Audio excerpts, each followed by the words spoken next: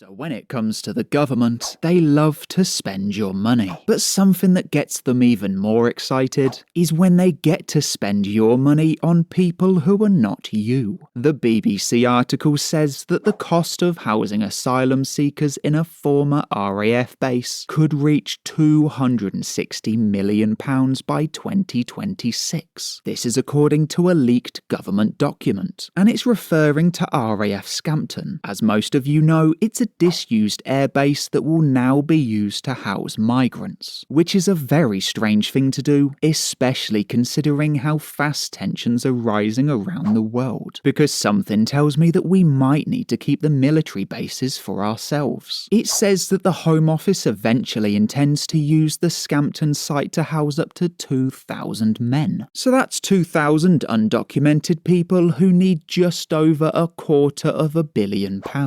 But before we start getting all annoyed over the statistics, it seems that the government want us to add a little bit of context, because whilst £260 million does seem like a lot of money to us regular people, it's not a lot of money to the government, as the same article says that ministers have urged that placing asylum seekers on sites like RAF Scampton would actually be cheaper than using hotels. So here we are annoyed over excessive spending, but apparently £260 million is a bargain, which I guess is easy to say when it's not their money. Because if you think about it, this is tax income from me, you and grandma. But it's not spent on us, it's spent on housing half the planet. It says a leaked note written for a senior official estimates the total cost of asylum accommodation at Scampton this year to be £108 million.